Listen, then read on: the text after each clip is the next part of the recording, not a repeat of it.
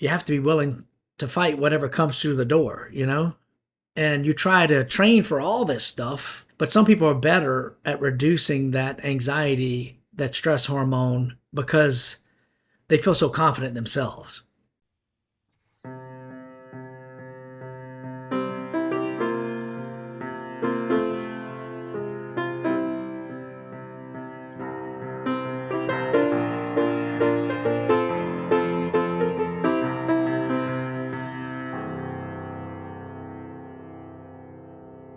We've hosted a few people now, some talented folks, and we've got a great bullpen of folks that we're going to continue to host. But today, it's me and you, and I want the world to know that, as we started with, is that we're just trying to explain the world. Recently, we're talking about facts, things that are, and we can all agree that those are facts, and things that aren't. And then we have these principles trying to figure out the world, right? And what we're saying here is that economics has a place in describing, in a scarce environment, how we allocate those scarce resources to their highest value use. I want to start there with scarcity.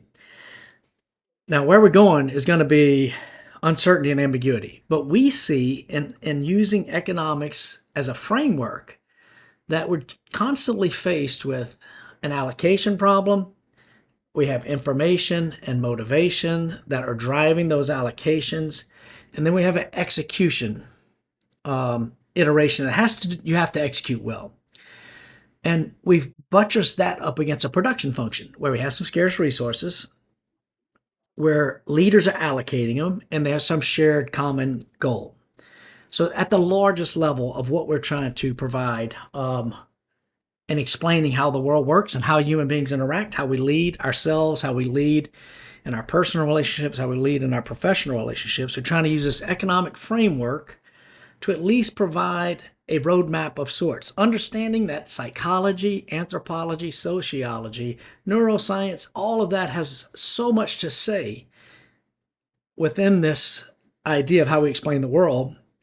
But what we believe is that economics is a good skeleton to build this body of work.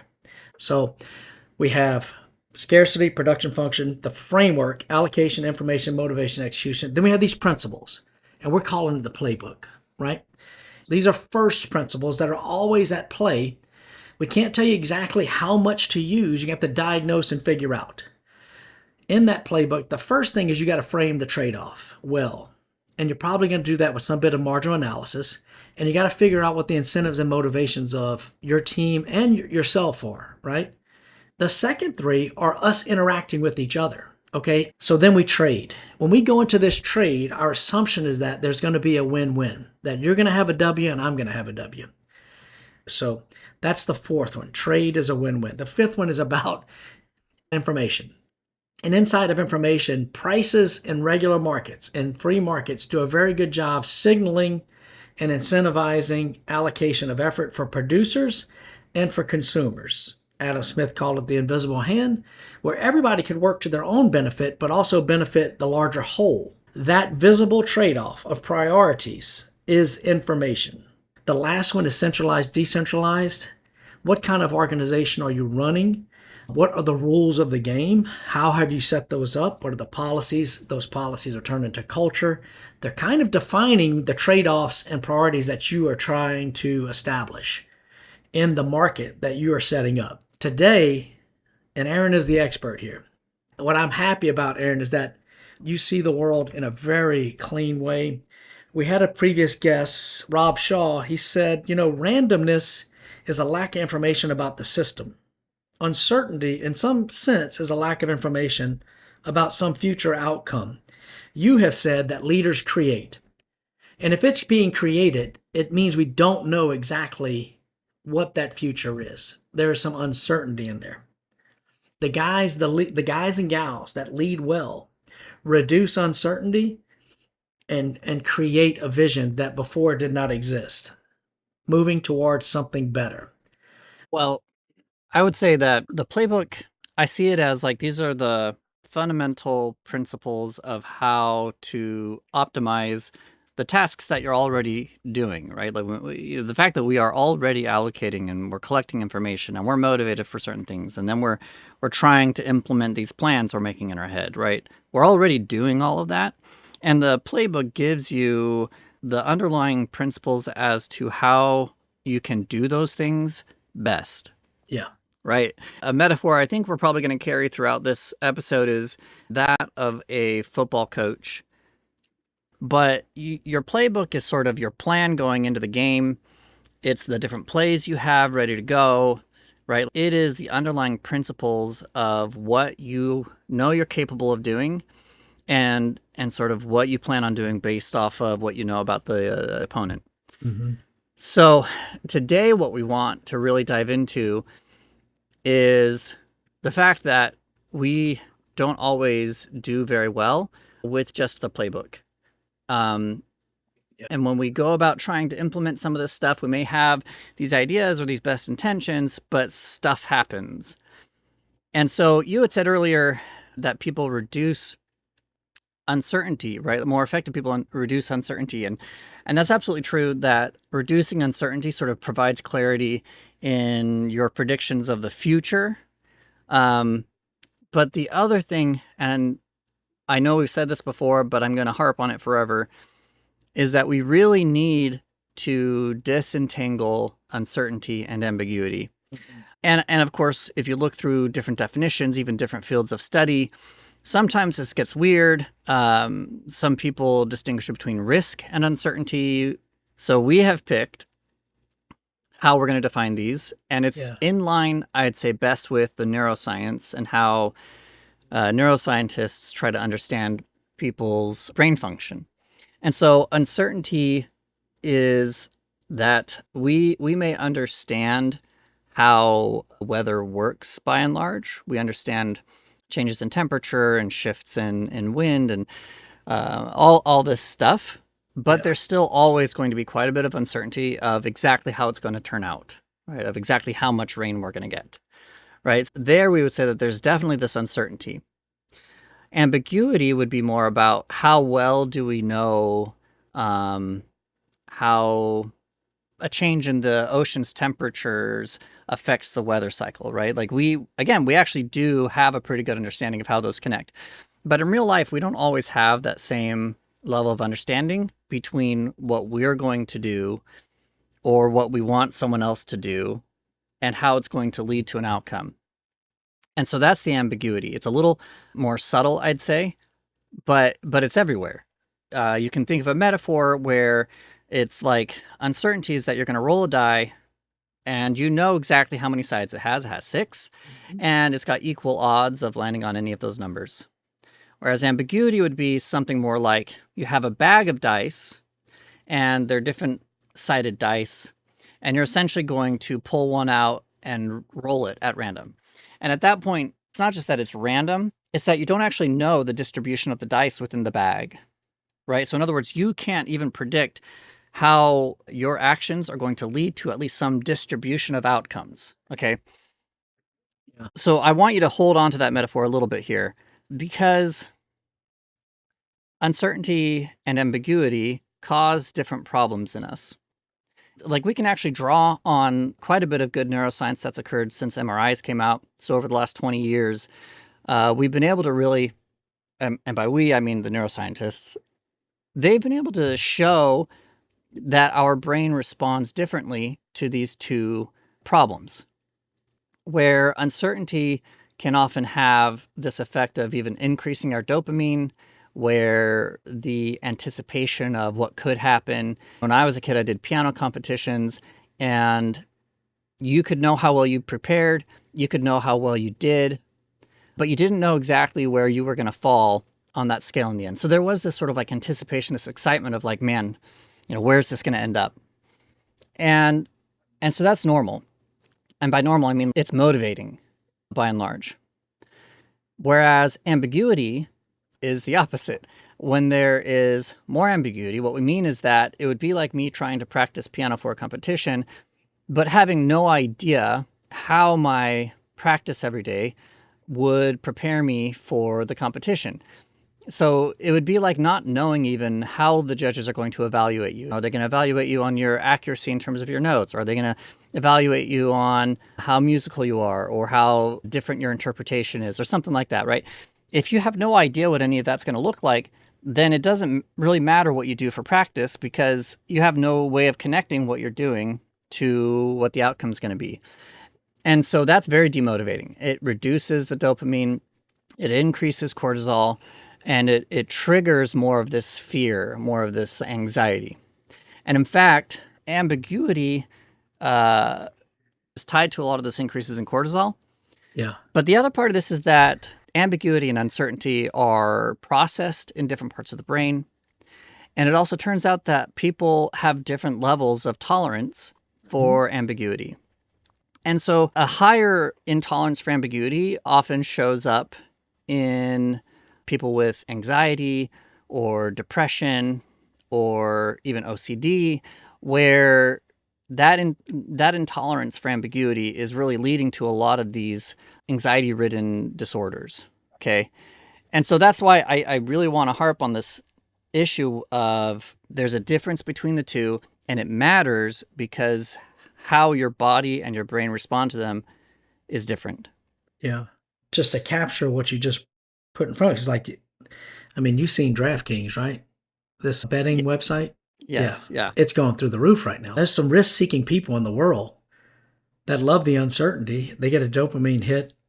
It's very motivating, but there are certain outcomes that are there. If it was a die and I'm rolling 1 of 6, your assumption is it's a fair die, right?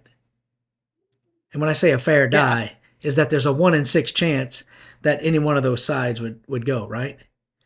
But if you grab into your bag of dice, like you have, we've got a whole bag of dice, and we're trying to apply this idea of ambiguity where it creates cortisol, and that's demotivating. It's the stress hormone, right? Yeah. And it creates this intolerance. We have intolerance for ambiguity. What if I had 50% of those were fair die and 50% of them were weighted dice?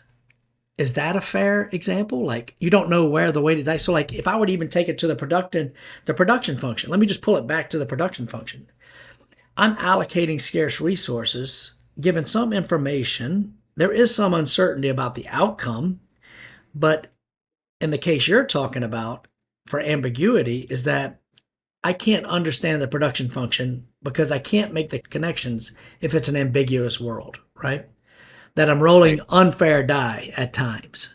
And I think the world is full of both of these, right? It's very full of uncertainty, and it's very full of ambiguity.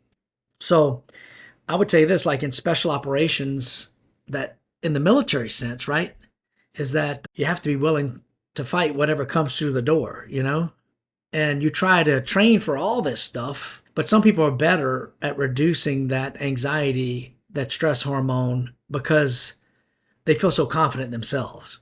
You know what I mean? I think I've seen that in my life. I've been around a lot of competitions too, in all kinds of different sports where there is some uncertainty in the outcomes, but you're generally making a bet on yourself. But if I can't explain, if there's no causality or even correlations on my inputs and the outputs, it's ambiguous. Is that right? Yeah. And so the special forces example, the ways that you reduce the ambiguity and reduce your intolerance of it is sort of twofold, right? First, you train for a whole variety of scenarios. Mm-hmm. And so that reduces your ambiguity about if this happens, then I do this and that happens. Whereas if you are faced with a completely unexplored scenario, there's a part of you that's going to struggle with that decision-making from the start. But the other part is that you can also reduce this intolerance of ambiguity. Sort of like what you were saying is that some people have trained and prepared enough of this confidence in their ability to handle new contexts or new scenarios. Like a muscle, you really can improve your confidence that whatever comes through the door, you're going to be able to handle it. And I don't mean that just in special forces, but I mean also in life. As you get older, I remember when we were first married, we had our cars, and I remember the first time that I had to get a repair done. I dented up my door so bad that it didn't even open properly. And so I had to go get it fixed. Yeah. And I was just petrified of this whole process because I'd never done it. I'd never really thought about what does it take when you bust up your door? How much is it going to cost you? How hard is it going to be in terms of insurance and all this other stuff?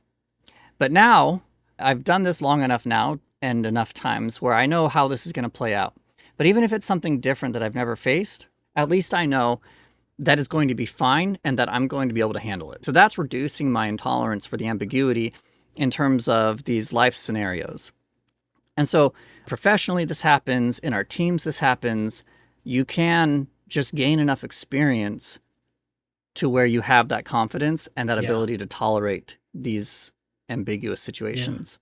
Even like the Marine Corps, I used to joke around. I don't know, you might remember this old commercial the Marine Corps had, but it's like a young Marine and that dude's wearing the uniform, right? You know, the Marines have always won the uniform battle.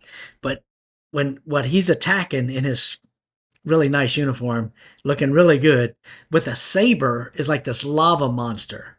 And I'm like, this is the Marines. And it's so proud of their institution. So much so they say I'm a former Marine. There are no ex-Marines. They're former Marines, you know, and that they're willing to fight any kind of ambiguity. Whatever comes through that door, if it's a lava monster, I'm going to look right and I'm going to kill that thing with my saber. It's a mantra, you know. When you were just talking about it, I think one of the best insurance plans out there to face ambiguity is a great teammate. And I think that's what I experienced in special operations is that, you know, we've inserted our special operations forces in all kinds of crazy scenarios. And a lot of times you're flying away from these things going, I can't believe those guys are on that specific mission right now. There's so much could go wrong, you know, like, but because they believe in each other, because they believe in us, we're going to get them. I'd rather die than quit. This Night Stalker motto. And it's been proven over and over. The granite memorials that we've built have names on them. It's happening. They're making that trade-off. It makes us more willing to face ambiguity because we have each other and we've trained to face all these different scenarios. The mechanics of that are a lot cleaner when you think about it in life and death scenarios in special operations community in a military aspect. But the mechanism is the exact same for the daily decisions we make. If there's some bit of ambiguity that you're facing, it may create some bit of dissonance in your life, and that may result in anxiety and this intolerance for ambiguity. And there's some causes, there's some problems when that happens. You may make bad decisions. If I go all the way back up to the framework, allocation, information and motivation, and then execution, it's inside of that information and motivation that could influence a bad allocation decision because of these two scenarios, this uncertainty versus ambiguity. And I don't know if there's a clean separation. I don't know if we can say I'm in an uncertain environment, I'm in an ambiguous environment. Do you think there's a clean line between these two? No. It's a rheostat. I think in any situation, there's going to be at least a little bit of both. I think the real question is there too much for you to tolerate of ambiguity? And of the uncertainty that's there, can you reduce it? Usually you just want to reduce both, but I would say especially you want to reduce the ambiguity where possible. And so that's kind of what we're going to get into today is what are the results of having more ambiguous environments? Yeah. The different layers that we've talked about are sort of the why questions. AIME is what you're always already doing. Okay. The playbook, these are the 6 principles that govern what makes those allocations and how you're gathering information. It makes those good, right? And then DICAO, these are the principles behind why we don't run the playbook, even when we know it, or why we try to run it. It sort of falls apart a little bit. Yeah. That's what we're going to talk about today. The why of how implementing this becomes difficult. Yeah. And the reason this matters a lot more, I guess, for me, from a philosophical sense, is that if we naturally ran the playbook well, you know, if we functioned in a world that was lacking in this ambiguity and we operated more like machines, then there would be no issues in terms of we would always allocate as best as is possible. And we would always get and use the information as best as is possible. But the truth is that we don't always do that. In fact, there's a lot of cases where we don't do those things well. The leader's job really comes down to figuring out, one, what are the baseline ways that we should implement the playbook? And then as we do so and find that things aren't working out as well as they ought to, that's when we need to go into a diagnosis mode of trying to figure out the underlying problems that are leading to our failure to implement the playbook. I feel like if I go back to, we've talked about physics a little bit, but if you ran it in a vacuum, if you talked about projectile motion in a vacuum, that becomes really clean. That problem is easy to solve. But when you start to involve friction and heat and noise, it becomes a little bit different problem, right? So the closer you bring it to reality, and when you're talking about the playbook, that playbook in a vacuum, this is generally how it works. But the friction and noise, it's working. The playbook, I believe in. The 6 principles, I believe in. But you're not in a vacuum. Within information and motivation, into the playbook is that where we make the marginal analysis, which is number 2 in the playbook, we do marginal benefit versus marginal costs. The term marginal value uncertainty, I don't know if it's being used elsewhere, but the uncertainty part of it, I think, did we come up, is this your term, marginal value uncertainty? Yeah, we've come up with this. I love it. This is a mathematical way of defining ambiguity. So that's why it needs a name. So, but it's the right way to think about it. We enter into decisions sometimes. Here, I'll use it real quick. Jill and I, my wife and I, we were in the Army. I was in uniform for just under 35 years. And then I was going to retire from the Army. And now Jill and I dated for probably just over 7 years before we got married. Now, we reduced the uncertainties. I would call it, we've reduced the asymmetries of information in our life for 7 years before we got married.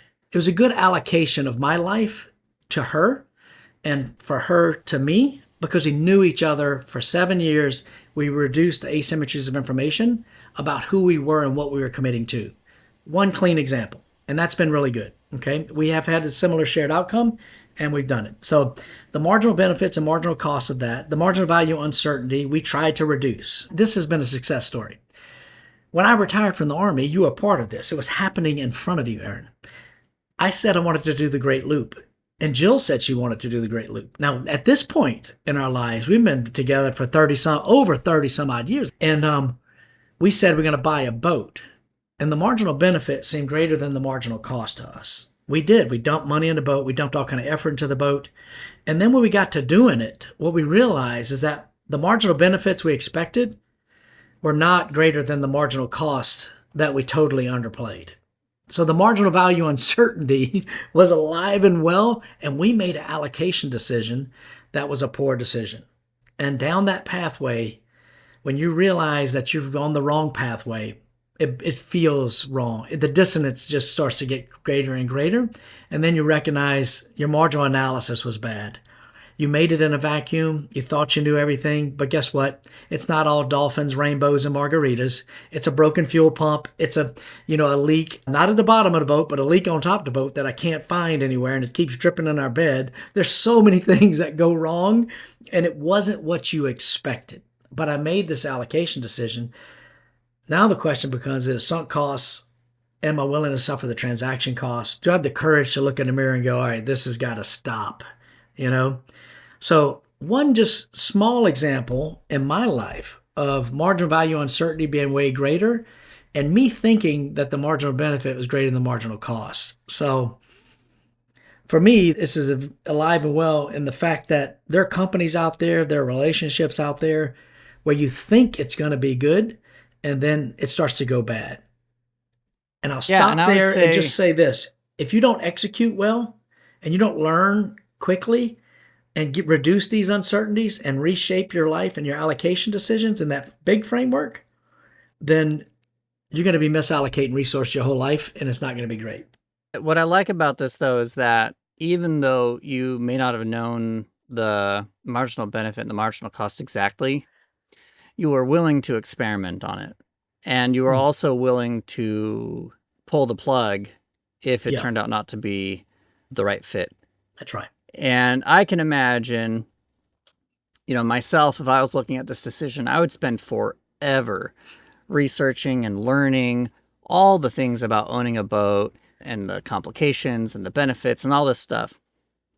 But until you actually try it, you're not going to know. And for me, I can see myself being hesitant to even try because I just wouldn't know, right? Like you'd see some people love this and some people hate this. And I would have a hard time just pulling the trigger on this, mainly because I wouldn't know exactly what those marginal benefit and marginal costs are. But in your case, you could tolerate the fact that maybe there are some parts of this that you can't predict right now. And a good teammate. She was a good teammate, so yeah. Yeah, I would call that even a success story, even though it turned out not to be the right path. The fact that you tried it and also are willing to pull out when it's clearly not working, Yeah. I would say that is sort of like the optimal way to try to allocate, because there's always going to be some of this ambiguity. Yeah. So that seems like, that seems like a right approach, at least to trying, when we tell people that you don't know till you try kind of stuff. Right. It's sort of capturing this idea that you can't hold yourself hostage to the fact that you don't know exactly how your decision is going to play out. Yeah. Right. Yeah. So there's some good memories. There's good memories out of that. You're right. So I'm not going to call it a total failure, but well, I mean, like you can call boat ownership a failure, but in terms of your decision making, I'm not sure I would call that a complete failure. Right. I would call that a bold, courageous experiment that you were also courageous enough to say, nah, this doesn't work. Yeah. Well, Ben Summers, also one of our former guests, and I've had similar experiences where you allocate to the point of failure and then you're just trying to diagnose. And you can do this with the playbook and the framework to see where it went wrong. And that's the beauty, I think, of what we're putting together. This framework is that the mechanisms continue to work, right? Ben was talking about the missions that were so successful on these rat lines from Afghanistan into Pakistan. It's happened to me too, and then you get baited into something that is not the right thing. You think the benefits are greater than the costs, and then you realize they've booby-trapped something and you've been put into this thing. So, like, how do you diagnose where the problems were? You were walking us towards DICAO, which is our acronym for this thing. Yeah, I think those mechanisms are always the same. What I also want people to understand is the more you pay attention to the playbook, the more you're going to pay attention to the fact that you're not able to do it all the time, or at least your teammates aren't able to do it all the time.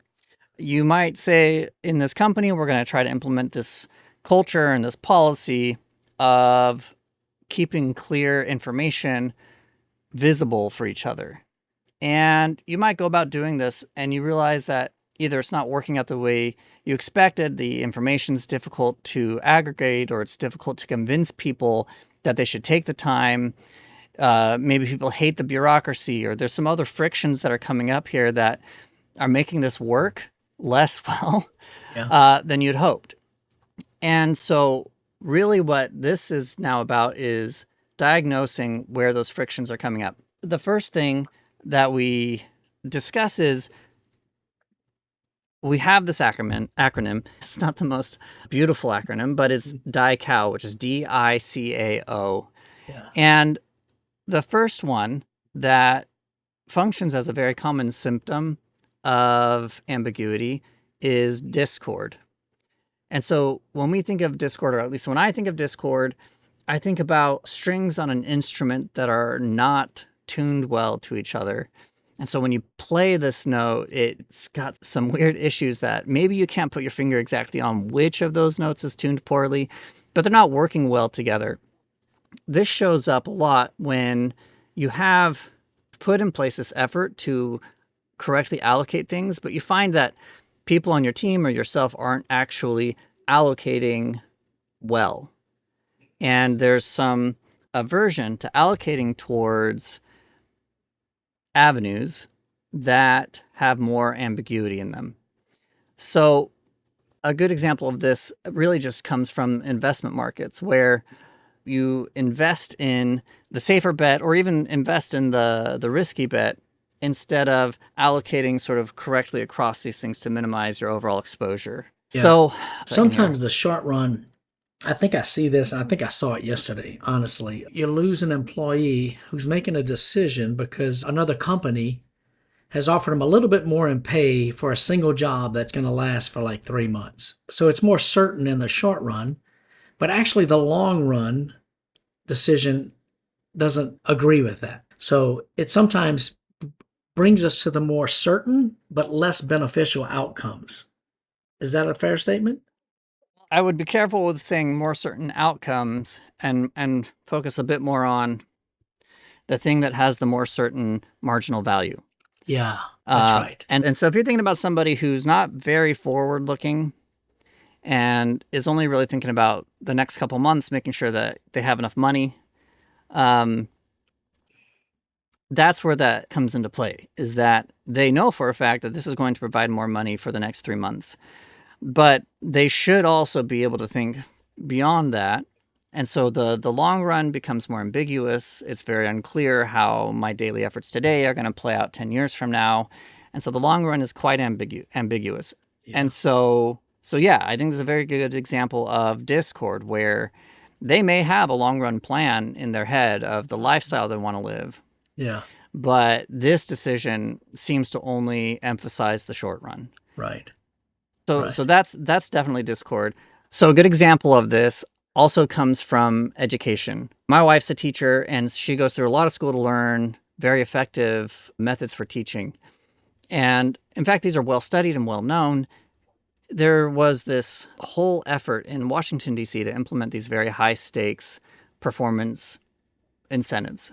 And part of the incentive came from just improving student test scores, and part of the incentive came from actually doing well on these in-class evaluations, where they'd actually mark, how well you're doing on these 9 different behaviors and approaches and techniques for teaching. And using this information, I was able to show that, oddly enough, when people aren't incentivized to use the correct inputs, which would be these teaching techniques, and their only remaining incentive was to really jack up their students' test scores, they would engage in, I think, what most of us would expect, and that is to just really try to improve student test scores through drills and re-emphasizing stuff that was going to be on the test. And the strange thing is that this had the effect of sort of narrowing the distribution of student test scores, but it didn't have the effect of actually moving up the average test score, if that makes sense, right? Or at least it didn't do so as well as it would have if they'd actually stuck with the higher quality, or I should say the sort of well-studied approaches to teaching. And so this is a really good example of discord, because by really emphasizing just the outcome, the students' test scores, teachers are focused on that outcome. And there's a very strong sense that by just drilling and drilling into these specific types of problems, that they're going to be able to move that, at least some, right? Like there definitely feels a stronger connection to what's going to happen in terms of the students' tests. Whereas the connection between, performing these sort of live experiments in class to talk about science, or giving students a bit more free rein to exercise with or explore the mathematical concepts that they're supposed to be able to do, that does not feel nearly as connected to their test scores. And so what happens then is that you're going to focus on the drills. And in the end, what happens is those higher performing students don't actually excel as much anymore, but the lower performing students get brought up, right? That's how this shrinks that distribution of students' test scores. So this is, for me, a really good example of poorly allocating those resources where they're not quite in alignment with your goal. And this is where it comes back to the chords or the music, where you're trying to play this particularly beautiful chord, but you're hitting it and it comes out kind of weird. You're not quite in sync with what your goal was. Yeah. So that's discord. And it's amazing how when you hit a chord wrong, we all know it. You know what I mean? It's almost always the case. In this one, the misallocation, I feel like the measurable output is hard. Education's hard to measure. You put in a resource and then you put a metric on it, then you've created unintended consequence. And it all results into like you don't really trust the teacher, You see this same iteration of discord happening in many, many avenues in your life. The teaching one's a very good example. Our daughter's a third grade teacher right now, and I see it all the time. I mean, the funny thing, I shouldn't say it's funny, but teachers themselves hate the emphasis on standardized tests. Yeah, yeah. And there's this very justifiable reason that it is encouraging in their minds teaching strategies that they already have been taught and feel aren't very good. Yeah. But even, the district itself or the schools themselves will start pushing so hard on a lot of this test prep. Yeah. And teachers themselves feel like it's really distracting from the work that they already try so hard to put in for their students. And so even the best of teachers still really dislike this sort of an incentive. And they'll give you different reasons why. But in my opinion, it seems very justified to feel like this is pushing you towards the kind of teaching that you don't feel is right. And and so that's the other part of allocation, these misallocations. Yes. Another good example, just real quick, is like in the Army, you have the physical tests that they perform. And in the past, it was very much just running and push-ups and sit-ups, right? Yeah, yeah.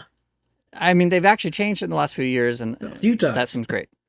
But the thing that was interesting is that everybody, I think, if you're even marginally aware of how to develop muscles and how to improve your endurance, there are a variety of techniques like high-intensity training.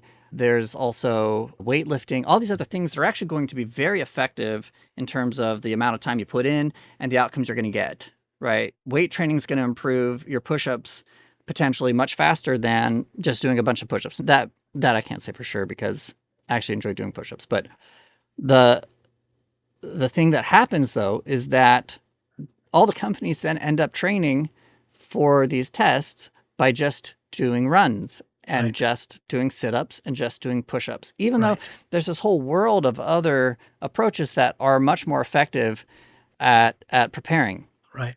And so that's just another example of, like, in your mind, it seems very feasible or it seems very reasonable that by practicing the thing you're going to be doing, you're going to improve it best. But that doesn't turn out to be true. Right. But if the enemy ever wanted to do a 2-mile run, push-up, sit-up contest, we'd kick their butts. Well, that's what I'm saying. Is I don't know. Just joking. Well, yeah, that's that. Like, you would kick their butts more if people were doing their weight training, right? Yeah. Yeah. This functional test that they're after and the allocation decision and sometimes the unintended consequences that just create discord, that it's alive and well everywhere in your life. And the thing about it is that sometimes the best way to describe something is to say what it's not. And that would be resonance, or in your case, the chord that just is music to my ears versus the discord, which is just, that didn't sound right. Things that are hard to measure, and a lot of things in life that we're allocating towards are hard to measure. This is something you really got to be aware of, that in your diagnosis of the playbook and using the framework, look out for discord. Yes. Yeah. I mean, like, you're putting in all this effort. You guys have this plan that you're sticking to, and you've really implemented this plan well. And in the end, it doesn't make the kinds of improvements that you think it should. Yeah. Right. Like, that's the discord where it's like you're busting your butt and you're still feeling like this isn't going anywhere. Yeah. I mean, there's plenty of examples of this also from even our own professional lives where you are exhausting yourself working on things that turn out not to matter. That's right. Right. It's not moving the things that matter the most. So the second letter was I, which is inconsequence. And I think my best homey example of this would be my daughter when she was preparing for a test. She just was so frustrated because she had no idea how to prepare for this test because she didn't know what kind of questions that would be on the test. She didn't have a textbook that clearly outlined the material that she needed to know for this test. There just wasn't any clear connection between how she should spend her time and how it was going to help her improve. So that's fraught with ambiguity. Yes. There's no clear connection between what her inputs are and what the output's going to be. And what she ended up doing was essentially just not studying because nothing. It was just, and I was like, well, you could have done something, right? Like, you could just, I don't know, go back through the lessons you did, right? Like at least just review them and make sure you understand them. You could try to make some flashcards, Yeah. even if, this isn't a vocabulary test, at least you'll have understood some of the material, right? Like there are things that she could have at least tried. And so this is Inconsequence, where you just sort of shut down or you fall back on your default behavior in whatever context this is. Yeah. And that's what Inconsequence looks like. When you see people just shutting down a little bit and failing to actually try to move the ball, a lot of the times this isn't a motivation issue. A lot of the times it's an inconsequence issue where they just don't really see the connection between what they're doing and the outcome. And so they're just kind of feeling as though this just doesn't matter. Yeah. If I were to flip the script on that one, you can feel inconsequential, and that's going to result in less effort. But the other word I had for it, what it's not, is if you're empowered. Is that a good word for it? Empowerment? Absolutely, yeah. I'm empowered Yeah. with the information that if I apply this marginal effort, it's going to result in this marginal benefit. Like every time I apply something, I see how it affects the outcome. Yeah, I mean, we use empowered very vaguely, I think, today. Yeah. But in this sense, really what we mean is that you feel like you have consequence or you feel like you have influence, that the effort you put in leads to some outcome that matters. Yeah. And to combat inconsequence, it's a matter of making sure people in your team understand the connection between what you're asking them to do and the result that it's going to contribute to it. And the truth is, in a lot of cases, your daily effort moves the ball so little. If you're thinking about academia, I will work for years and years and years and years on a single paper that I am nearly certain about maybe at most 60 people in the world will read. And that makes you feel very inconsequential, that you're dedicating so much effort to something that appears to not matter at all. But but if someone is able to put this in context where it's like, there's just this big ball of knowledge and every one of these scientists and researchers is sort of slowly expanding it, right? That even though you can't really expand that ball yourself, each and every one of you is contributing to that growth. Right. And when you start to see, over the years now, since my original papers were published, starting to see this chain of growth from the papers I cited to now the paper citing me, and then the paper citing those papers, right? You start to see this chain of knowledge growing. And so if you can focus on that, it's valuable. So academics come up with all sorts of different metrics, like they can look at citations, which I don't like. Yeah. But they can also look at, for me, it's what's that chain of growth that I now see. Yeah. Some people focus on their CV. Every time you finish a paper, boom, it's another line of your CV. And if that's really like what your goal is, perfect. Yeah. That gives you some visual cue that all this effort paid off in some sense. Yeah. It's partly the why. Like, I know when we first started talking about this, we were at West Point together teaching leadership economics. We went to the Mission Command conference they had, and the cadets were reading that book, Black Hearts. At the lowest level, at one of the forward operating bases in Iraq, there were some really bad things that happened. I mean, murderous, kind of just really bad stuff that happened at the fringe, at the lowest level with our youngest soldiers. And when we were unraveling, how does that come about?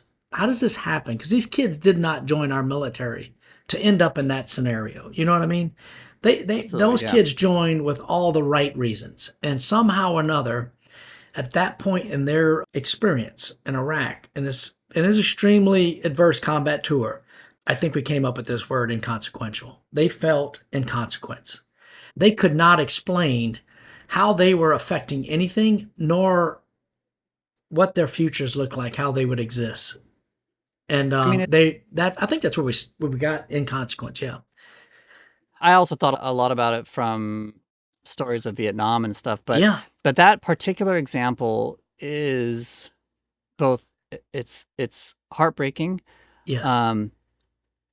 And the other part of it is that you think about these young soldiers, they had watched a couple of their commanders actually Yeah. die from IEDs and other things.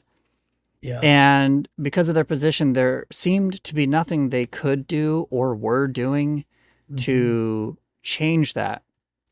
And so it leads to this sense of, I have to do something, Yeah. and it's going to burst out in this horrific consequence, right? Yeah. And so that's what happens, right? Is you can see, if you view it from this lens of inconsequence and ambiguity, if you see it from the sense that they were watching all these things continue to happen, people dying, and yet there was nothing that what they were doing on a day-to-day basis that seemed to be able to prevent it.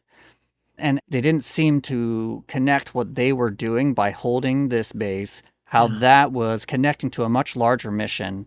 Right. Because of that, it leads to this inconsequence of, what is the point of this, right? And so anyway, I love also how those young men also seem to have dealt with it afterwards, as we've said in the past in other examples, where they're courageously actually using this as an example of, here's what we think went wrong, and trying to teach people how to be better at preventing it. So So anyway, that's inconsequence. The people that took the stage, amazing. Yeah, there was a young man, Ben Britt. I went through Ranger School and I graduated in the summer of '05.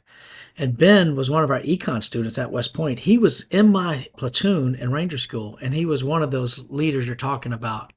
He was killed on December 22nd, 2005, so about 6 months after Ranger School, in this unit. And I'm sure it was somebody that those younger soldiers looked up to, and they just couldn't explain. They were not empowered. They ended up feeling inconsequential. And I think that's when bad things can fall out of that, for sure. Yeah. And I would just say that empowerment can be tricky when you're part of such a large effort.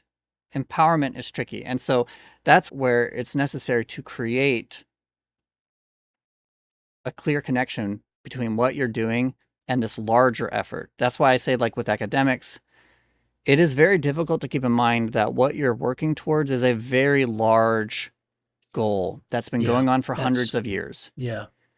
And so your contribution to that is very easy to lose sight of. Yeah, seriously. In an army, that's so right. You're right. So right. And Ben Britt was an absolute joy to be around. And every flag that we've turned over, if you ever done that, when we have a soldier lost and you provide that flag to the family, it is just a marginal expansion of what we thought, but it absolutely brings out the cost and the value of service. So we have to believe in that as a country, and it's way bigger than any one of us, just like your academic example. So there's a lot of similarities in that. It's painful to sit here and compare my frustrations with academia to so I recognize the fact that these aren't apples to apples. No, they're not. But yes, the mechanisms are the same, and that's another good point. I mean, the mechanisms are the same almost always. So, all right, inconsequence.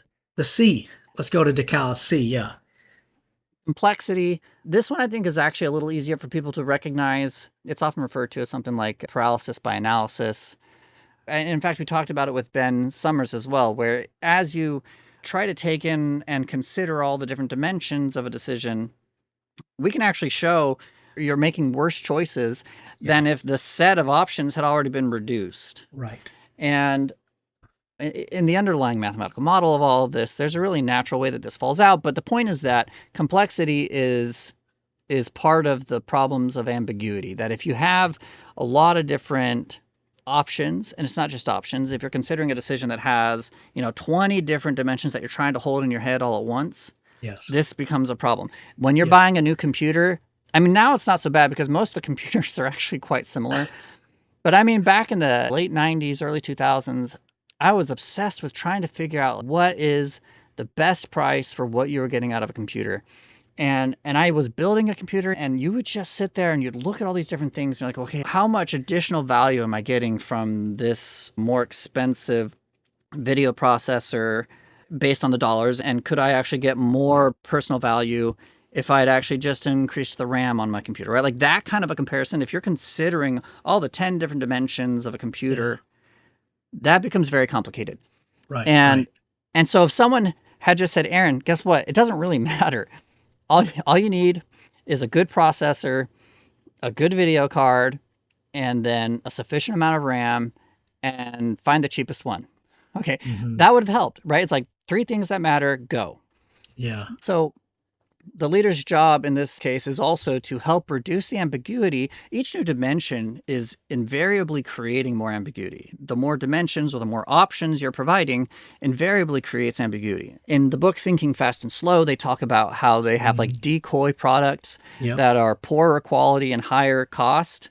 Right? What that does is it shifts everybody's perception, and they end up buying a TV that's higher quality but also more expensive than it really needed to be. And that's because of this complexity issue where you're able to essentially trick the brain into feeling more certain about different things, like, oh, this is a really good deal. If you look at like the marginal gain I'm getting for the price of this thing, that's taking advantage of this complexity issue.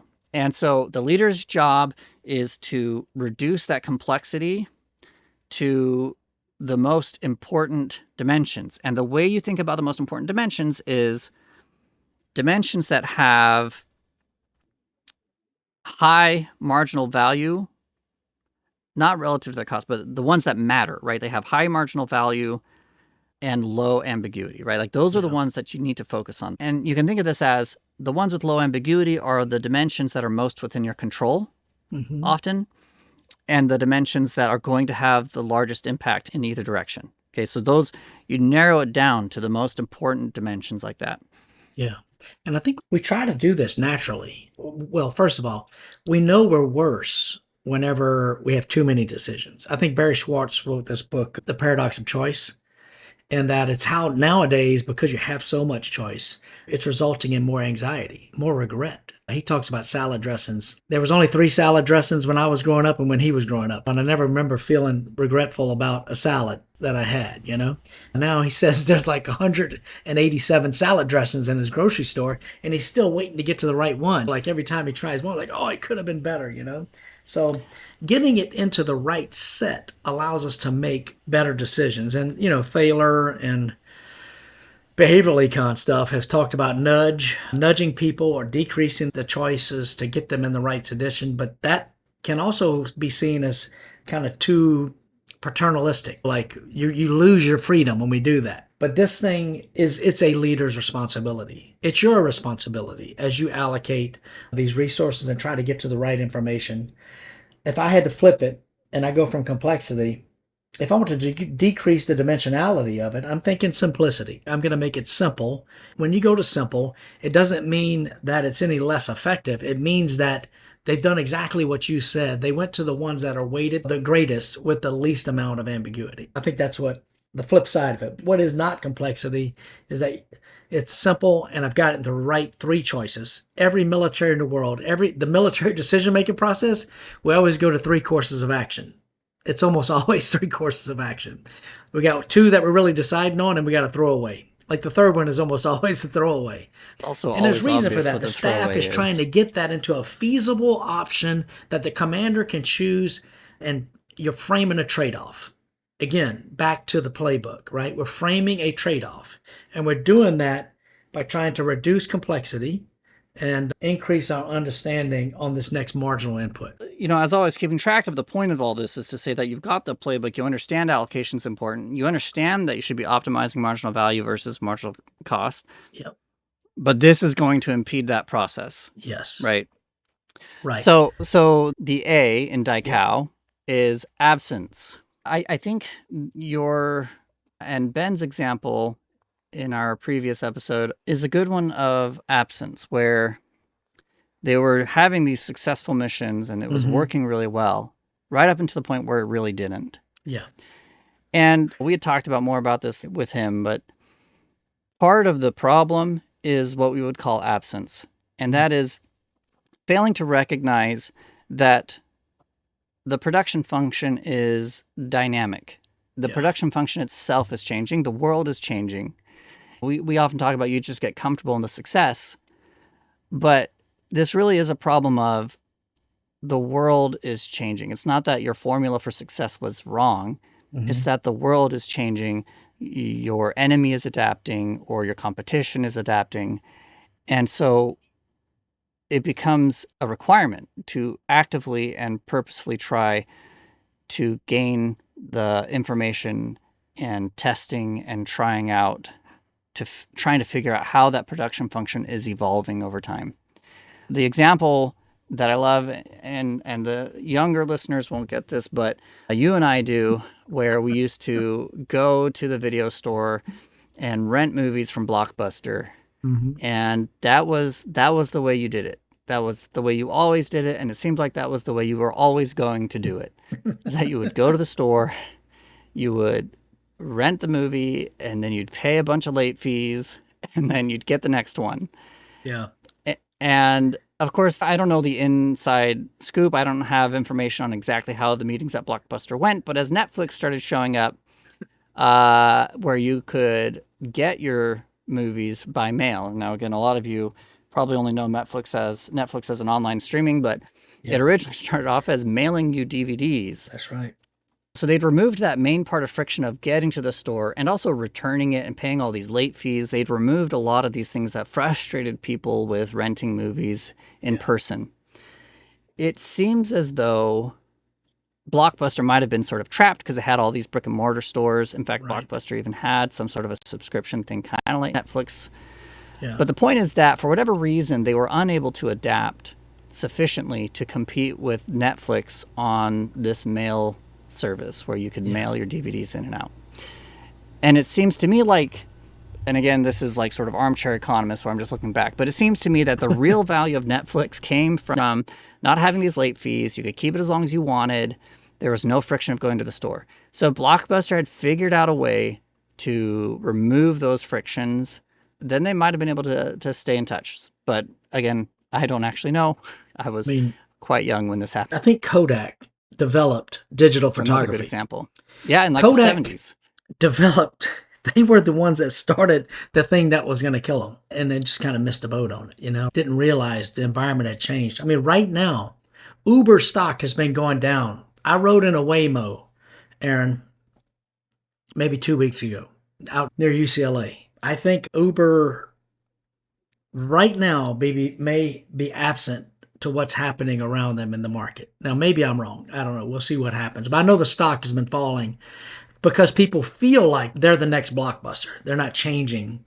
Will it be a driver for longer? I don't know. Will Waymo take over and have driverless? I felt pretty safe driving in the Waymo I was in the other day. So I think a lot of that's coming from also how the culture around Uber has changed. Yeah. I mean, I used to drive for Lyft back in grad school, and it was a very different experience back then from what it is now. Back then, it really was ride share, where it was just sort of the thing I did in the evenings to make a few extra dollars for my family. Yeah. And now more and more, every time you take an Uber, it's more like having a professional taxi driver whose full-time job is to drive for Uber. Mm-hmm. And that creates changes in the environment as to how people's expectations are of how Uber's supposed to feel, right? I guess, again, I'm not a market analyst in this sphere, but I can say that the dynamic or the culture and the context around Uber has definitely changed in the last 10 years. Yeah. It's changed a lot. And so I don't know what they're doing to plan on fixing that or adapting to it, but that would be a very good example that you can't fall asleep at the wheel on what's happening in the environment around you and how it's changing. Yeah, before you know it, you're sitting in the back seat, there's nobody at the wheel, and it's called Waymo. That's right. And Tesla's got a whole game plan coming, man, I'm telling you. But it's not only valid, this idea, and all these first principles, it's not only valid in that we've talked about big companies. What it's called in the cockpit is called situational awareness. And you can't be unaware in a dynamic world. When you're flying, a helicopter, we can go backwards, sideways, up, down, you pick it, right? The best pilots in the world maintain great situational awareness of the cockpit they're in, what's in front of them, what's aside of them. Like this, the opposite of absence is being present. I think the best pilots, the best leaders in the world, they're present. They're aware of the surroundings and the changing context that exist not only in the big, the big I, the information, but also in the motivations and possible unintended consequences, which we've referenced in a few of these already. So this one is about information and it's also about motivation. And in terms of ambiguity, that's what we're talking about, decreasing it. So I like this one a lot. Situational awareness is, I think, very critical. You got to have good radar, receive good information, and also transmit good information. If you're absent, it's going to go bad. Yeah. And in particular, it's absence to the production function. Yes. By not being present, it's almost as though you enter autopilot and you're allowing this thing to just keep going and running and running. It's like you're leaving this machine to just keep running without realizing that it's either getting old or it's breaking down, right, or it's no longer the right machine, right? Like, it's not just that you're not learning, it's that you're not learning specifically about the production function, right, and how it needs to change to adapt. Yeah. There's real lack of humility if you don't do this. I think you have to be humble to know. Yeah. Okay. Another example of this would be like watching, as my dad ages, watching the way his driving has changed. Yeah. I'm wondering how aware he is. Oh man, I hope he's not listening. That's I'm telling you, it's hard because the person who's got to turn those keys over, we're fighting it right now with Jill's parents and my parents, is they have to turn those keys over and you got to somehow shape them to do that. But yeah, my mom ran over a curb the other day in a brand new car. I know she's not listening. I don't think she is. Lord. Yeah. We're troubled. So Jill's dad turned into a ditch. They are more absent than they are present. Dangerous. By absent, they're not aware of the fact that things are changing, right? Like their capacity to receive and interpret the necessary signals is deteriorating. Right. And that's what I mean, is that it's not just that they can't see that they run into a ditch or that they're not paying attention while they're driving. It's that they're not paying attention to the fact that they can't do it as well as they used to. That's right. And that's what I mean when they got to give us the keys, not us take the keys. Now we might have to take the keys. That's right. Yeah. They don't have the presence to give away the keys because they're not aware that they're not aware. Correct. Yes. I don't want to harp on this too much, but I've broken absence out in the past between prospective absence and retrospective absence. Yeah. Where you're not paying attention to what's coming in the future or the changes in your environment, but you're also not paying attention to what worked in the past and what didn't work in the past. Yeah. And this is where I just say the most important way to combat absence seems to be to make gathering environmental information, not just the information that's necessary to run your operation. I mean, gathering information on the changes in the environment and gathering information on what worked. That sort of information gathering has to be part of what you allocate towards. You have to allocate towards experimenting. You have to allocate towards maintaining that situational awareness. That has to be a conscientious choice. It can't just be something you allow to happen automatically. And that's where the big framework, the 4 big letters, allocation, information, motivation, execution, the execution in the after action review and being a learned system has to pass its way back through. You have to recollect the data learned to make the next best allocation decision. Exactly what you were just saying. So the last one here, I've struggled with this one a lot in the past because unlike the others, which are very clear symptoms, right? Like the symptom of absence is that you're going to notice suddenly your competition is outperforming you. Yeah. Or, I mean, even right now, I'm watching Anthropic go through this where, for the last, 7 months, they seem to be very clearly the dominant ones in terms of the quality of their models and also like the products they were producing. And in the last 2 or 3 months, or really the last month, you've watched that edge slip. And so I am very interested in watching how they deal with it. Anyways, the symptoms of Inconsequence, it's pretty clear you have this low motivation. The symptoms of complexity, you see people struggling to just make decisions. There's a lot of this like hesitation and there's a lot of no decision, right? Like a lot of times we just default to no decision and just letting things unfold the way that they're going to unfold. Yeah. But this last one, the O, is for the overconfidence bias. Yeah. And the reason it's hard for me is that, again, all of these things are actually popping up out of the math. This isn't like, oh, we just sat down and pontificated for a long time about like, what are the... No, it's like there's an actual model underlying this.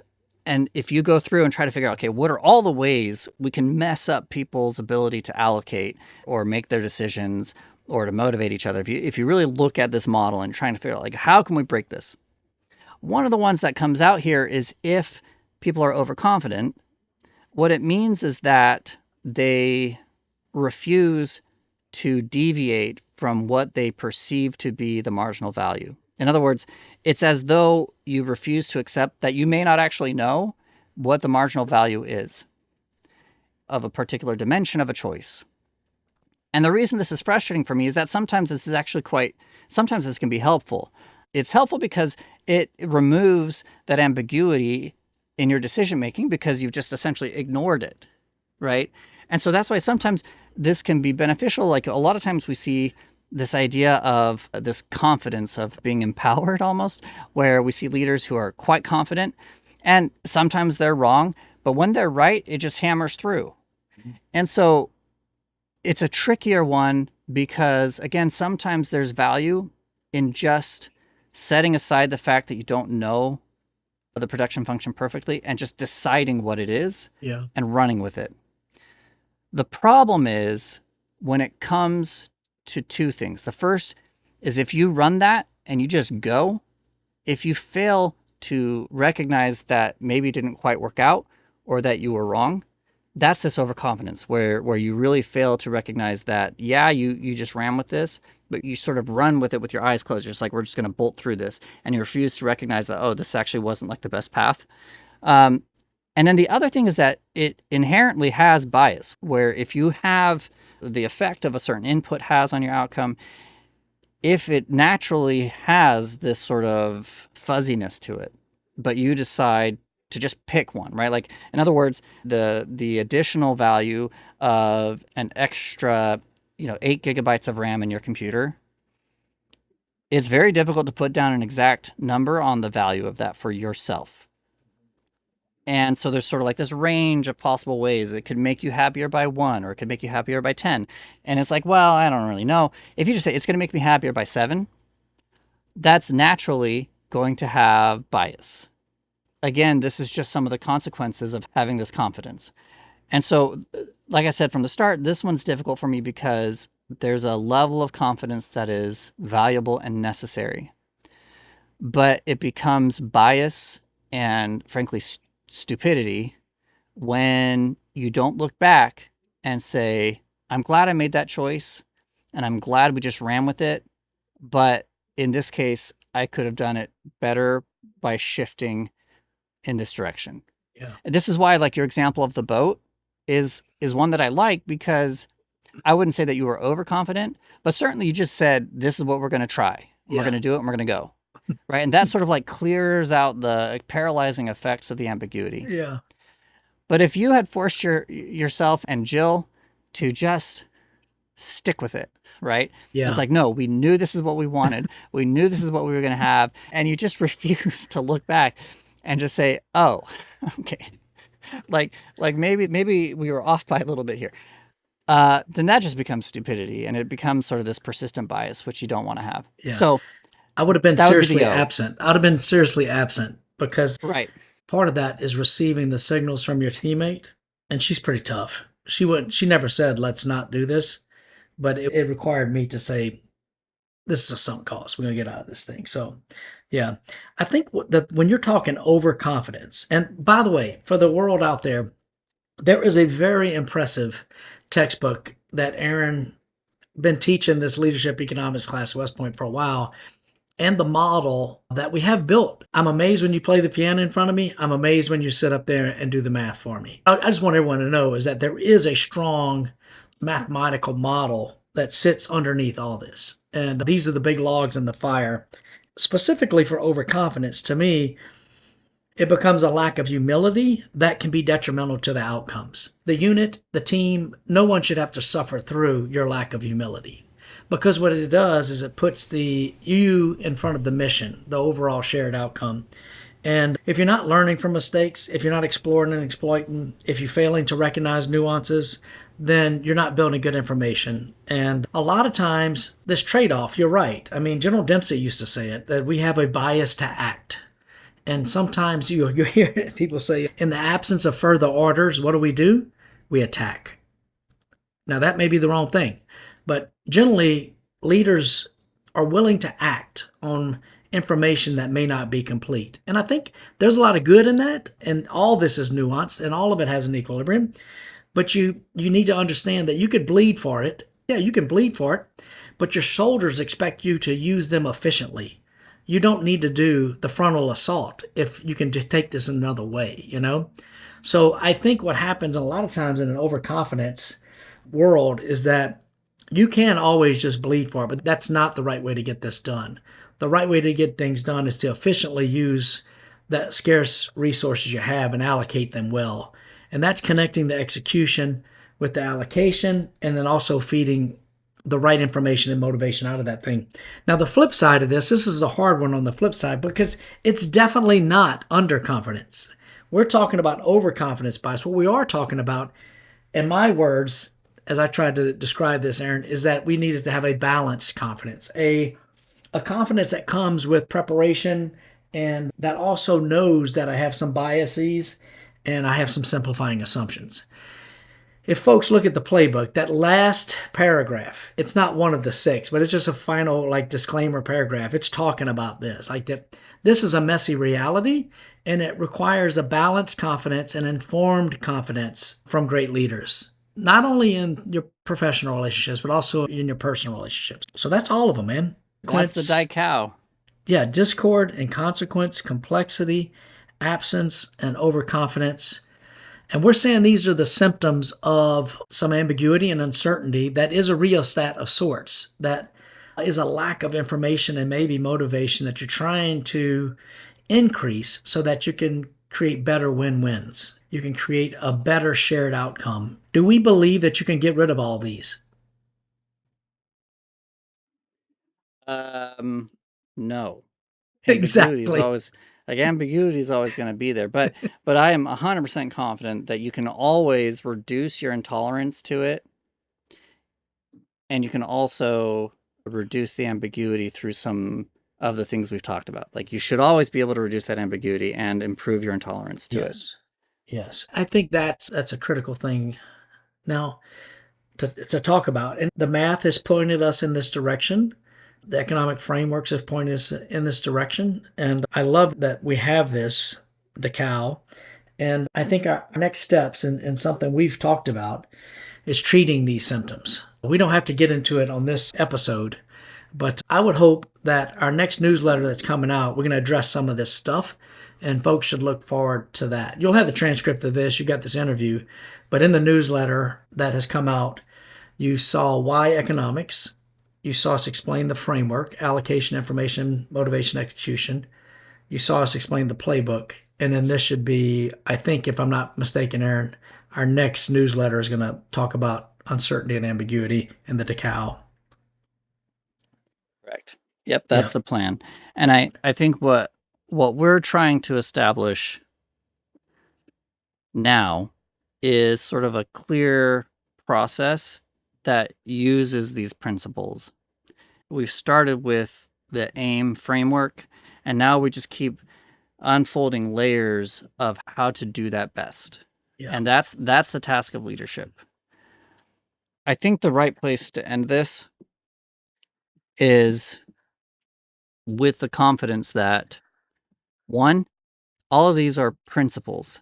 These are not a task list. They're not a laundry list. These are principles that you can draw on regardless of where you are, regardless of your context, regardless of your personality, and regardless of the personality of the people you're leading. If you want to be effective at creating something, at moving the world to something new, you are always going to be faced with a lot of this ambiguity. And so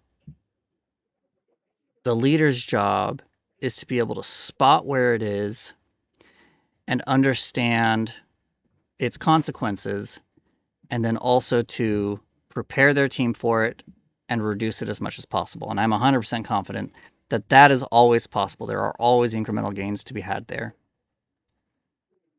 That's a great statement to end on.